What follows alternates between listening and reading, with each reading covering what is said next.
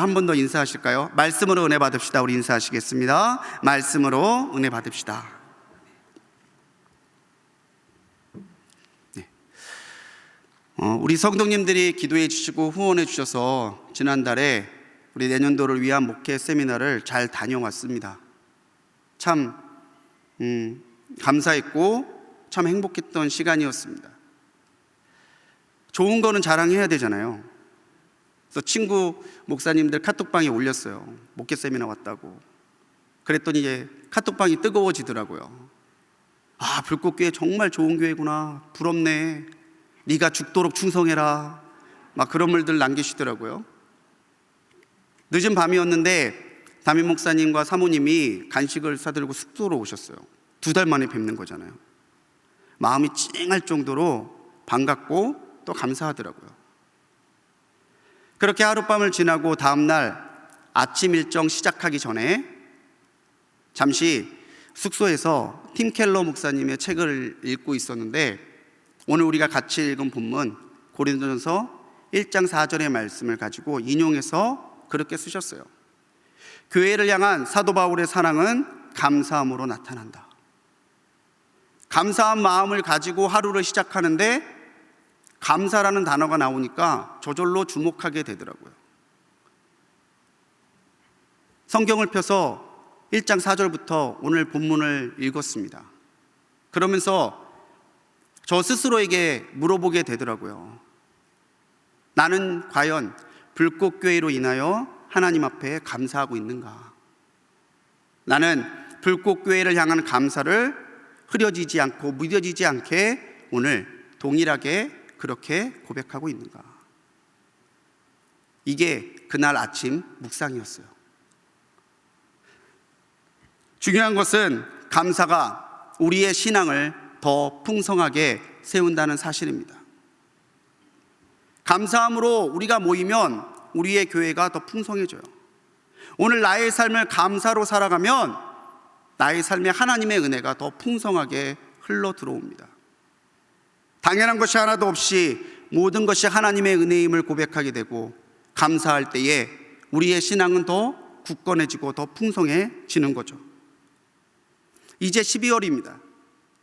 교회력은 1월부터 시작하는 게 아니라 12월 대림절에서부터 시작이 돼요.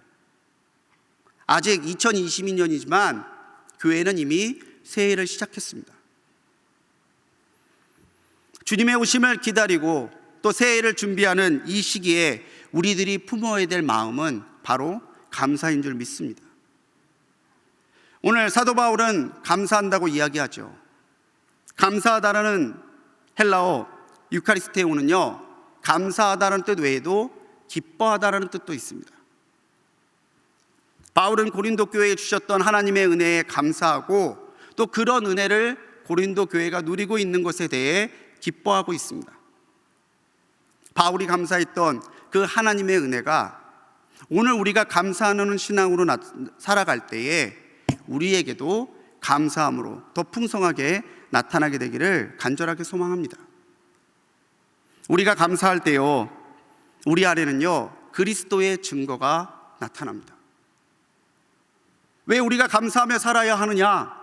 감사하는 사람에게 하나님께서는 부인할 수 없는 그리스도의 증거를 그 심령에 심어주시기 때문이에요. 그리스도의 증거가 견고해진다라고 말하고 있는데, 견고하다라고 하는 헬라어는 베바이오라는 단어를 씁니다.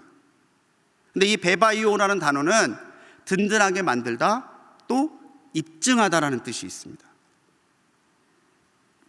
그런데 이 베바이오라는 단어를요, 사도 바울은 현재적인 표현이 아니라 과거의 용법으로 쓰고 있어요. 이미 너희가 견고하게 되었다는 겁니다. 이미 너희 안에 그리스도의 증거가 있다라는 겁니다. 고린도시는요 무역도시고 항구도시였어요. 그래서 사치와 향락이 정말 판을 치던 곳입니다. 얼마나 사치와 향락이 음란히 판을 쳤으면 고린도 사람 같다라는 표현이 너는 사치스럽구나, 너는 음란하구나, 그런 뜻으로 쓰였다는 거예요. 야, 너 이제 보니까 고린도 하기까지 하구나. 야, 너는 사치한 줄 알았더니 고린도 하기까지 하구나. 그런 뜻이었다는 거예요. 근데 그런 고린도시에 고린도 교회가 서고 예수님을 구주로 믿는 성도들이 서니까 하나님께서는 그 교회에, 그 사람들에게 그리스도의 증거를 세워주시고 그 증거를 더 견고하게 세워주심으로 고린도 교회가 하나님의 교회요, 고린도 교회 사람들이 하나님의 성도라는 사실을 견고하게, 분명하게 입증해 주셨다는 거예요. 고린도 교인들이 이런 상황에서도 그리스도의 증거를 견고하게 붙들어가는 모습으로 사도 바울은 감사했고 그것이 은혜임을 말하고 있습니다. 우리 안에 세워주신 그리스도의 증거, 그 그리스도의 증거를 어떻게 하면 더 견고하게 세워갈 수 있을까요? 5절에서 바울은요, 그리스도를 믿는 믿음을 통해 하나님은 고린도 교인들에게 모든 언변과 모든 지식을 풍족하게 하심으로 그리스도의 증거를 견고하게 세워주셨음을 입증했다라고 말씀하십니다. 이것이 베바이요, 은혜로 든든히 세워주시고 이것이 하나님의 사랑이요 하나님의 은혜임을, 하나님의 능력임을 입증해 주신 거예요. 언변이라는 것은요, 말씀을 뜻하는 로고스라는 단어에서 파생됐어요. 교훈, 교리라는 뜻인데 그거를 아는 것에서 그치는 게 아니라 잘 전하는 것, 잘 말하는 것, 그게 언변이에요. 지식은요, 그 언변의 바른 의미를 깨닫고 하나님에 대해 바른 지식을 갖추는 것을 지식이라고 그래요. 그러니까 우리 안에 하나님의 바른 교리를 이해하고 교리의 본질이신 예수님을 바로 아는 지식이 있고 그 지식을 담대하게 말하여 선포할 때에 우리 안에 그리스도의 증거는 더 견고하게 세워진다고 하는 것이죠. 우리 안에 성령께서 깨닫게 하시고 우리 안에 성령께서 담대함을 주셔서 내가 아는 하나님의 말씀을, 내가 믿는 예수님을 힘써 증거하게 하실 때 세상 사람들은 우리 안에 그리스도가 살아계심을 보게 된다고 하는 것입니다. 그렇기 때문에 은혜에 감사하고 은혜에 기뻐하는 사람이라면요, 하나님의 말씀을 알기에 힘써야 돼요. 하나님을 아는 지식으로 충만해야 돼요. 그리고 그 하나님의 교훈, 하나님의 지식을 전하는 데에 내 모든 것을 다해 최선을 다해야 돼요. 요한복음 17장 3절에서 예수님은 세상을 떠나시기 전에 제자들을 위해 기도하시면서 말씀하셨어요. 영생은 곧 유일하신 참 하나님과 그가 보내신 자 예수 그리스도를 아는 것이니이다. 아멘. 우리가 예수님에 대해서 알 때에, 우리가 아는 예수님을 믿을 때에, 우리가 그 예수님을 전할 때에 우리 안에는 그리스도의 증거가 견고해져요. 사도 바울은 고린도 교회가 그것을 알고 믿음에, 그것을 전함에 감사하면서 하나님께서 그 교회 안에, 그 성도 안에 그리스도의 증거를 더 견고하게 세워주시기를 기도하고 있습니다. 하나님의 말씀을 할 때 우리는 무엇이 은혜인지를 알게 돼요. 그 은혜를 다른 이에게 전할 때 우리의 신앙은 더 분명해집니다. 나 혼자 아는 것이 아니라 한번 내가 믿는 예수님을 다른 사람들에게 전해 보십시오. 증거해 보십시오. 그러면 전하면서 복음이 더 분명해져요. 전하면서 복음을 내가 더 확신하게 돼요. 전하면서 내가 예수님을 더 깊게 체험하게 돼요. 우리 성도님들에게도 묻고 싶습니다.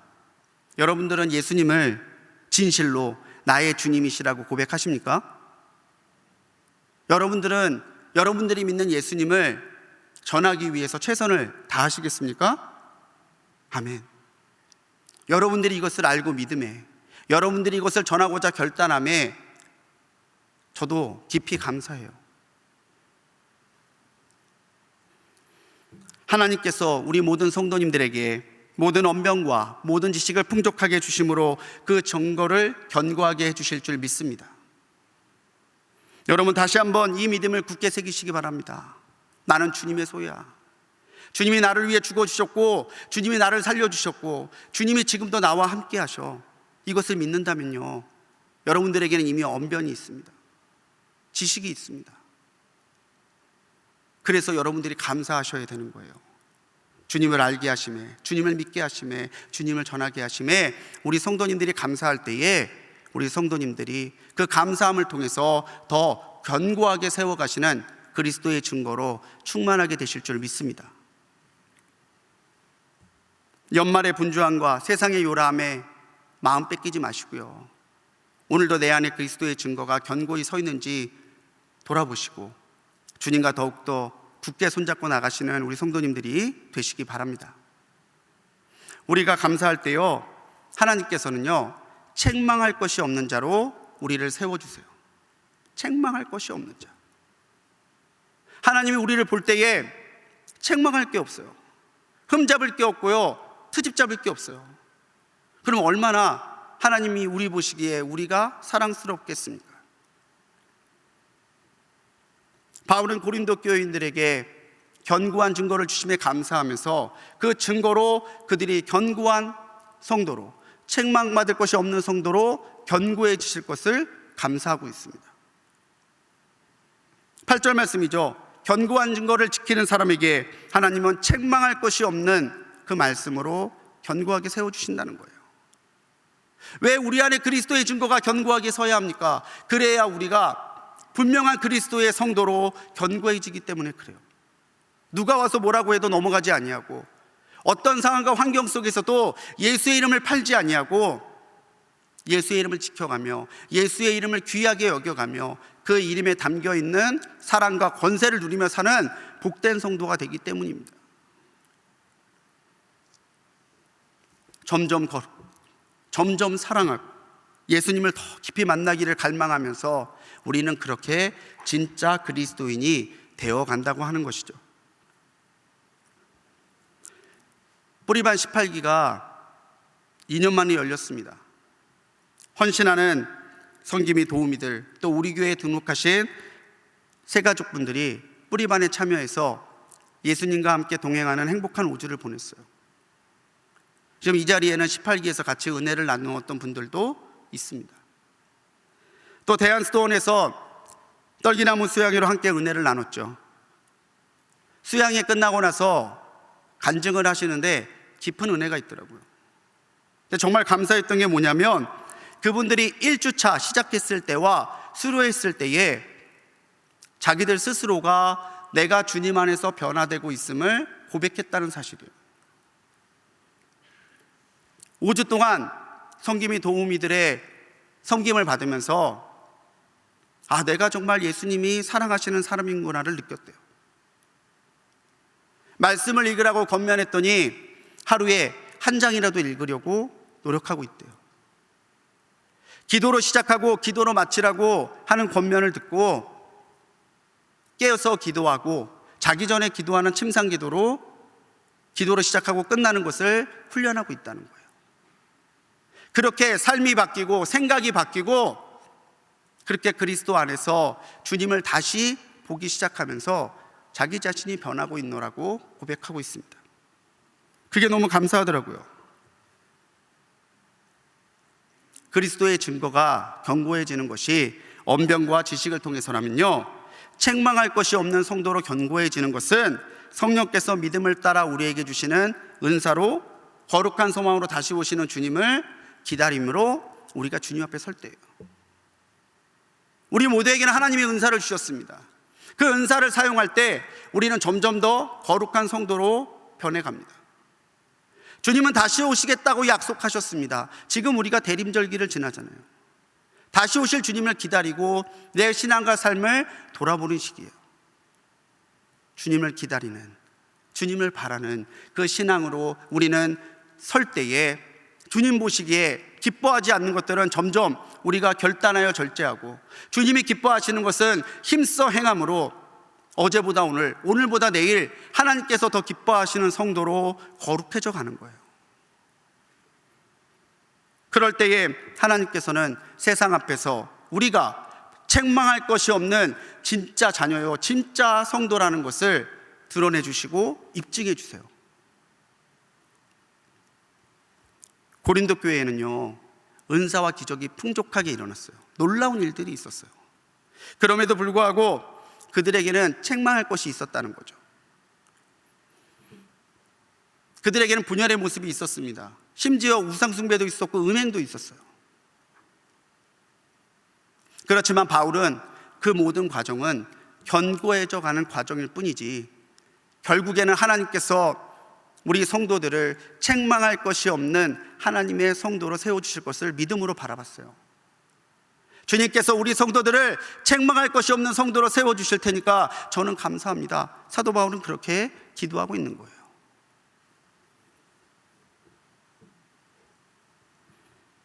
이 대림절기가 그렇게 믿고 사랑하고 헌신함으로 다시 오실 주님을 더욱 사모함으로 바라보고 있는 때잖아요.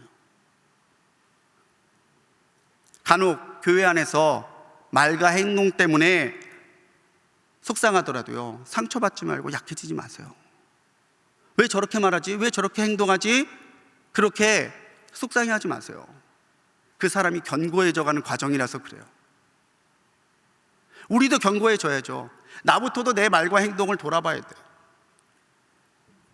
에베소서 4장 29절 말씀에서 사도 바울은요, 더러운 말은 너희의 입 밖에도 내지 말고 오직 덕을 세우는 데 소용되는 선한 말을 하여 듣는 자에게 은혜를 끼치게 하라고 그래요.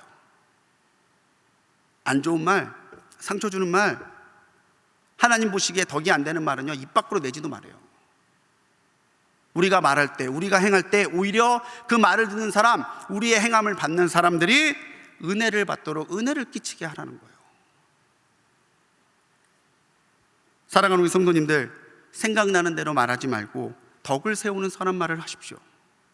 불평하지 말고 내 삶에서 주신 것으로부터 감사함을 시작해 보십시오. 내게 주신 은사로 다른 사람들을 섬기고 교회를 든든히 하는 일에 헌신해 보십시오. 그러면요, 우리 주님이 다시 오셨을 때에 주님께서 우리에게 책망이 아니라 주님께서 우리에게 칭찬과 은혜를 더해 주실 줄 믿습니다. 말과 행동으로 다른 이들을 아프게 하는 것이 아니라 점점 거룩해져서 우리의 말을 듣는 사람들에게 은혜를 끼치는 사람들이 돼야 돼요. 그런 교회가 돼야 돼요.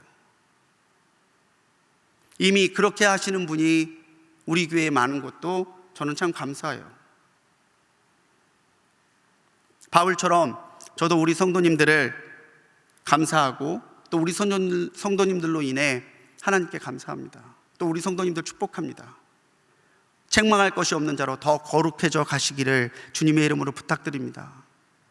말과 행동이 주님께서 기뻐하시는 모습으로 더 세워져 가시기를 주님의 이름으로 간절히 축원합니다. 우리가 감사할 때요, 하나님께서 주시는 은혜는 우리가 주님과 더 깊이 교제할 수 있다는 사실이에요. 그게 세 번째죠. 감사할 때 주님과 더 깊이 교제할 수 있다는 겁니다. 바울이 감사했던 건요, 고린도 교회가 예수님과 교제하는 공동체였다는 사실이에요. 우리가 교회를 보면서 감사해야 되는 것은 우리가 교회를 통하여 주님 안에서 더 깊이 교제하고 주님의 은혜를 더 풍성하게 누릴 수 있다는 것입니다. 9절을 살펴보면요, 너희를 불러. 사도 바울은 너희를 불러. 먼저 하나님의 콜링이 있었다라는 거예요. 오늘 우리 최 목사님 통해서도 같이 우리 찬양했었지만 하나님이 불러주신 부르심이 있어요. 왜 우리를 부르셨는지 그때는 모를 수도 있고 이해가 안 될 수도 있어요. 근데 분명한 것은 하나님은 부르심에 응답한 사람들은 하나님의 자녀의 성도로 받아들여 주시고 그 안에서 그 사람과 영적인 교제를 시작하신다는 거예요. 교제와 나눔의 역사는요, 교제하게 하는 건요, 성령님의 역사예요. 삼위 하나님이 한 분 하나님으로 나타날 수 있는 신비도요, 삼위 하나님이 교제하시기 때문에 그래요. 사람의 논리로, 사람의 이성으로 믿어지지 아니하고 이해되지 않는 그 삼위일체가 분명하게 우리 가운데 하나님의 진리로 나타나는 것은요, 하나님의 교제를 이해할 때, 우리가 하나님의 그 교제 가운데 참여할 때 비로소 알게 되는 하나님의 신비예요. 하나님과 교제하면서 신앙생활하는 것과 하나님과 교제하지 아니하고 신앙생활하는 것, 성령 안에서 함께 교회로 부르심 받은 사람들과 교제하면서 신앙생활하는 것과 나 혼자서 떨어져서 교제하지 아니하고 신앙생활하는 건, 느끼는 하나님의 은혜가, 삶에서 누리는 하나님의 기쁨이, 신앙의 기쁨이 그야말로 땅과 하늘 차이예요.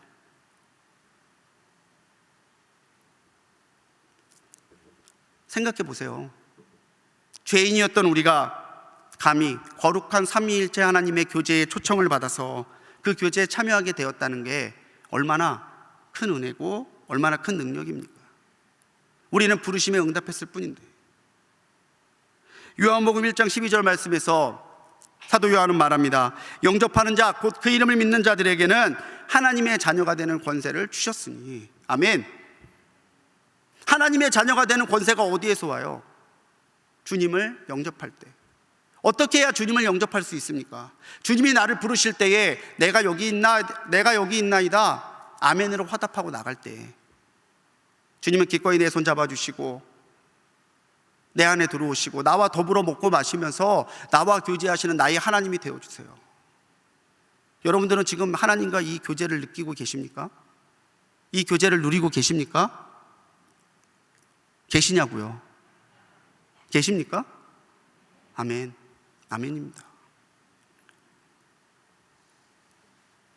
고린도 교인들이 부르심에 응답하여 예수님을 구주로 믿는 것도, 예수님을 영접함으로 그 교제에 참여하고 있는 것도 사도 바울에게는 다 감사함이었어요. 그렇게 그들을 불러서 교제하게 하시는 하나님은 확실하게 믿을 만한 믿으신 분이라고 찬송하고 있죠. 교제하는 사람은요, 그 교제하는 대상을 너무나 아끼고 사랑해요. 그 사람밖에 안 보여요. 내가 교제하는 사랑을 위해서 헌신하고 섬기고 내가 가진 것을 나누면서도 아까운 생각이 없죠. 오늘 내가 하나님과의 거룩한 교제에 참여하여 하나님과 교제하고 있는 복된 사람임을 확신한다면요, 나의 삶 역시 나와 교제하시는 하나님을 사랑하고 하나님을 위해서 헌신하고 하나님께서 함께 살아가고자 노력하는 내게 오셔서 나와 동행하실 수 있도록 내 삶의 자리를 내어드리는 거예요. 교제하면요, 닮아가요. 사랑하면 서로 닮아가요. 그래서 부부는 서로 닮아간다고 그러잖아요. 그죠? 그죠? 하긴 그런 말도 있더라고요. 부부 사이는 로또 복권이래요.